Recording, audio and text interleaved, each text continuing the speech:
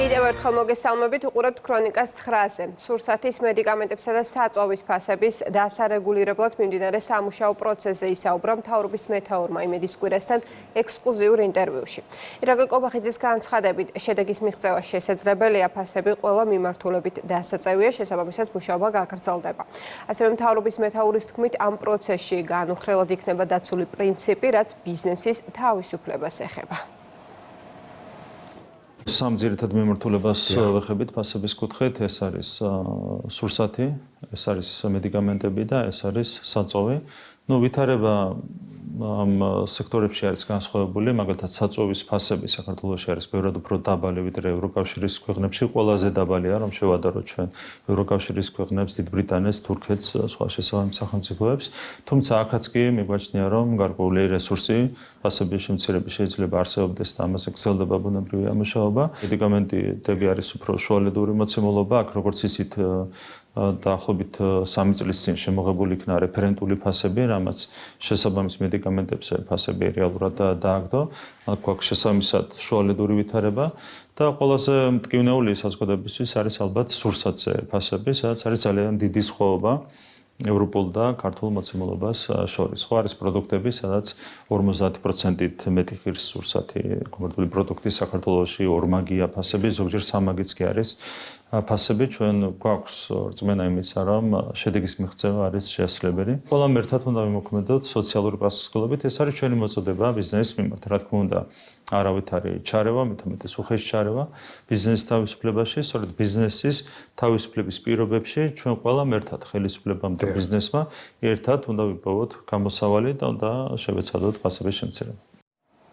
განათლების რეფორმა იყო კიდევ ერთი საკითხი, რასაც ირაკლი კობახიძემ იმედის კვირასთან ექსკლუზიურ ინტერვიუში ილაპარაკა.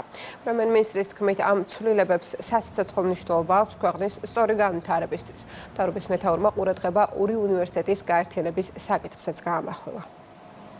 აღიარებული იყო, საყოველთაოდ აღიარებული ის ფაქტი, რომ საქართველოში უმაღლესი განათლების ხარისხი არის რბილად რომ ვთქვათ დაბალი. საქართველოში არის იმაზე მეტი უნივერსიტეტი ვიდრე ნიდერლანდებში, ავსტრიაში, ჩვენი ზომის და ჩვენზე უფრო დიდ ქვეყნებში. რა თქმა უნდა, ეს სტატისტიკაც უკვე თავისთავად მეტყველებს იმაზე, რომ სისტემა არაჯანსაღად არის ჩამოყალიბებული, ხო?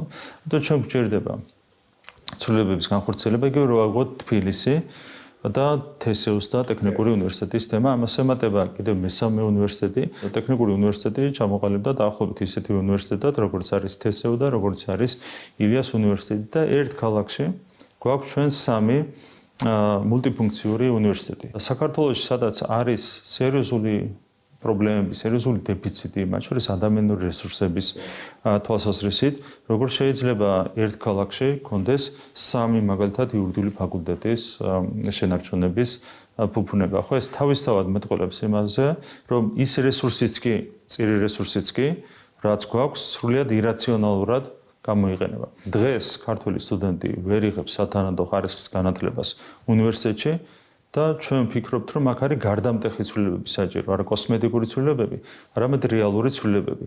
და თუ ვინმეს აქვს განსხვავებული აზრი თვითონ რეფორმის შინაარსთან დაკავშირებით, ყველა უნდა გამოვიდეს საკუთარი არგუმენტებით და არა უარგუმენტო კრიტიკით იმასთან დაკავშირებით, თუ რას აკეთებს ხელისუფლება. გამომდინარე იქიდან, რომ სასიცოცხლო მნიშვნელობა აქვს ამ რეფორმას ჩვენი ქვეყნის სწორი განვითარებისთვის, ჩვენი ახალგაზრდების განვითარებისთვის, რა თქმა უნდა, ეს რეფორმა ბოლომდე არის მისაყვანილი და ამ რეფორმას ბოლომდე მივყვანთ. იტალიაში ზამთრის ოლიმპიური თამაშების ფარგლებში ამერიკის ვიცე-პრეზიდენტი ჯეი-დი ვენსა და სახელმწიფო მდივან მარკო რუბიოსთან გამართული შეხვედრების დეტალებზე საქართველოს პრეზიდენტმა იმედის კვირასთვის მიცემულ ექსკლუზიურ ინტერვიუში ილაპარაკა. როგორც მიხეილ ყაველოშვილმა აღნიშნა, ამერიკის შეერთებული შტატების ვიცე-პრეზიდენტმა თქვა, რომ აუცილებლად მოხდება უფრო მჭიდრო ურთიერთობების განახლება. საუბარი შედგა სახელმწიფო მდივანთანაც. პრეზიდენტის თქმით, მარკო რუბიომ აღნიშნა, რომ მათ დიდი ნეგატივი დახვდათ წინა ადმინისტრაციისგან საქართველოსთან მიმართებაში და უახლოეს მომავალში სათანადოდ მოემზადებიან იმისთვის, რომ ორ ქვეყანას შორის ურთიერთობები აღდგეს. ამ მიზნით მოემზადებიან ტექნიკურ ჯგუფსაც, რათა ურთიერთობების სუფთა ფურცლიდან დაწყება იყოს შესაძლებელი. თბილი, უცბელი და პოზიტიური საუბარი შედგა. ძალიან თბილად მოიხსენია ჩვენი ქვეყანა ამერიკის ვიცე-პრეზიდენტმა. გაკვირვებული ვიყავი თუ რამდენად ჰქონდა ინფორმაცია, რომ ვართ ქრისტიანული ქვეყანა, ტრადიციების მიმდევარი, პატრიარქიც კი ახსენა. მისი მხრიდან გაჟღერებული იყო, რომ დიახ, ისინი ფლობენ ინფორმაციას და აუცილებლად მოხდება უფრო მჭიდრო ურთიერთობების განახლება. სახელმწიფო მდივანი მარკო რუბიო ცოტა მეტხან შეჩერდა ჩვენთან და ცოტა უფრო მეტად სიღრმისეული გამოდგა უფრო საქმიანი საუბარი. მან აღნიშნა, ეს მინდა რომ ჩვენმა საზოგადოებამ იცოდეს, რომ საკმაოდ დიდი ნეგატივი დახვდათ წინა ადმინისტრაციისგან საქართველოსთან მიმართებაში. აღნიშნა, რომ წინა ორშაბათს სწორედ ამ თემის განხილვას ქონდა ადგილი, მათ ძალიან კარგად გაიარეს, გაანალიზეს ეს პროცესში არიან, რომ ეს ყველაფერი ამ სიტყვასაც ვიწყო, რომ გაწმინდონ ეს ნეგატივი ჩვენს ურთიერთობებში და ისინი უახლოეს მომავალში აუცილებლად მოემზადებიან სათანადოდ იმისთვის, რომ ეს ჩვენი ურთიერთობები შედგეს. განაცხადა კიდევაც, რომ ტექნიკურ ჯგუფსაც მოამზადებენ იმისთვის, რომ ეს ყველაფერი გაანალიზებულ რეჟიმში, აი ამ სუფთა ფურცლიდან ჩვენი ურთიერთობების დაწყება იყოს შესაძლებელი. სწორი პრინციპებით მუშაობა და ეფექტიანობა ირაკლი კობახიძემ იმედის კვირასთან მისი პრემიერობის 2 წელი შეაჯამა. მან ყურადღება მთავრობის კაბინეტის ეფექტიან მუშაობაზე გაამახვილა. მთავრობის მეთაურის შეფასებით სამთავრობო გუნდის წევრები კეთილსინდისიერად ემსახურებიან თავის საქმეს. ჩვენ ვართ ანგარიშვალდებული საზოგადოების წინაშე და საზოგადოებას აქვს ეს დაკეთა, რომ მთავრობამ, ხელისუფლებამ ზოგადად იმუშაოს კეთილსინდისიერად ხალხის ინტერესების სასარგებლოდ. ჩვენ ვიმოქმედეთ ამ პასუხისმგებლობით, რაც ძალიან რთული იყო პოლიტიკურად მათ შორის. მით უმეტეს, რომ ამაზე ზრუნვა ჩვენ დავიწყეთ საარჩევნო წლის განმავლობაში და ამიტომაც დაჭირდა შედარებით დიდი დრო პოლიტიკური კონტექსტის გათვალისწინებით შედარებით მეტი დრო დაგვჭირდა პრობლემების აღმოსახრულად, თუმცა თანმიმდევრულად მივყევით ამ საკითხს და საბოლოო ჯამში დღევანდელი მოცემულობით არსებითად გადავჯერით პრობლემები. და რაც თავარია ჩვენ მოახერხეთ თვითონ გუნდში არსებითი ცვლილებების შეტანა. რასაც მაშინ ვამბობდი თავის დროზე, როგორც პარლამენტის თავმჯდომარე საპარლამენტო გუნდთან დაკავშირებით, დღეს იგივე შემიძლია ვთქვა სამთავრობო გუნდთან დაკავშირებით, მინისტრებთან დაკავშირებით, სახელმწიფო სტრუქტურების წარმომადგენლებთან დაკავშირებით და მე მაქვს ეს რწმენა, რომ დღეს ჩვენი სამთავრობო გუნდის უკლებრივ ყველა წევრი მოქმედებს ამ პრინციპებით, კეთილსინდისიერად ემსახურება თავის საქმეს. შემიძლია მე პირადად ამად ვთქვა, რომ არის თვისებრივად შეცვლილი მოცემულობა ორივე მიმართულებით, ერთი სწორი პრინციპებით მუშაობის თვალსაზრისით და მეორე ეფექტიანობის თვალსაზრისითაც. რა თქმა უნდა, ყველა მიმართულებით ჩვენ მუდმივად უნდა ვიზრუნოთ ჩვენი საქმიანობის დახვეწაზე, მაგრამ კიდევ ერთხელ ვიტყვი, რომ ჩემი აზრით და ჩემი ღრმა რწმენით პრინციპული გარდატეხა შევიტანეთ მთავრობის საქმიანობაში ამ ბოლო პერიოდის განმავლობაში. ევროკომისიის მიერ გამოქვეყნებულ მეტაკვლევის დოკუმენტს პოლიტიკური შეფასებები მოჰყვა. მმართველი გუნდის განმარტებით საქართველოს გადამწყვეტი როლი აქვს დაკავშირებადობის კუთხით შესაბამისად ევროპის ქვეყნებს სჭირდებათ საქართველოსთან პოზიტიური ურთიერთთანამშრომლობა. ევროკომისიისთვის საქართველოს შუა დერეფანია კარიბჭე და რეგიონული ენერგეტიკული თუ ციფრული ჰაბი.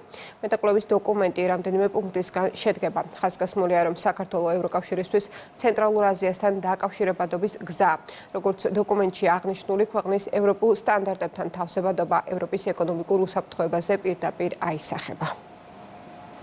ევროპას აქვს ძალიან მსხვილი ურთიერთობები, სავაჭრო ურთიერთობები როგორც ცენტრალური აზიის ქვეყნებთან, ასევე ჩინეთთან და რა თქმა უნდა საქართველოს თამაშობს საკვანძო როლს დაკავშირებადობის კუთხით. ამ შემთხვევაში გამოსაყოფი არის რა თქმა უნდა, რაზეც კომისიის ანგარიში იყო ჩვენი ავტომაგისტრალები, გამოსაყოფი არის ჩვენი რკინიგზა, ასევე რა თქმა უნდა ძალიან მნიშვნელოვანი არის ანაკლიის პორტი, რომელიც რა თქმა უნდა ტვირთის გამტარუნარიანობას საგრძნობლად გაზრდის და შესაბამისად როდესაც ჩვენ ვსაუბრობთ, რომ როგორც საქართველოს ჭირდება ევროკავშირი, არანაკლებ ჭირდება ევროკავშირი საქართველოს. საქართველოს რომ სწორ პოლიტიკას ახორციელებს იმ დაკავშირებადობისა და შუა დერეფნის როლში, ზოგიერთი ბიუროკრატისათვის მხოლოდ ახლა ხდება ცნობილი.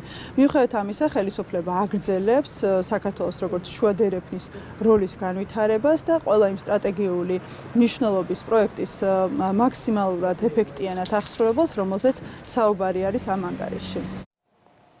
სოფელ ბარჯაშთან კლდოვანი მასის ჩამოშლის გამო ზუგდიდი ჯვარი მესტია ლასტილის საავტომობილო გზის 52 კილომეტრზე ავტოტრანსპორტის მოძრაობა დროებით აკრძალულია. ადგილზე მობილიზებულია შესაბამისი ტექნიკა და მოძრაობის მაქსიმალურად მოკლე ვადებში აღსადგენად ინტენსიურად მიმდინარეობს გაწმენდითი სამუშაოები.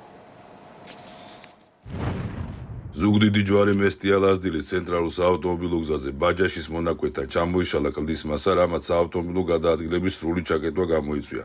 შემთხვევის შედეგად არავინ დაშავებულა, ამ დროისთვის ადგილზე მობილიზებულია სპეციალური ტექნიკა და დაწყებულია ინტენსიური გზის გაწმენდითი სამუშაოები, რათა აღვადგინოთ საავტომობილო მიმოსვლა.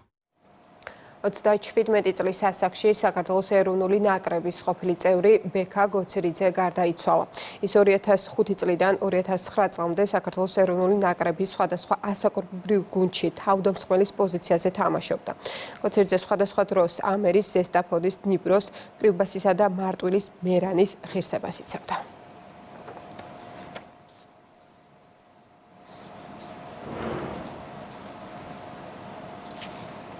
ქრონიკა პირდაპირ ეთერში ზუსტად 10-ზე დაბრუნდება. იმედის ეთერს კვლავ იმედის დილა განაგრძობს მეტროებით გემშვიდობებით.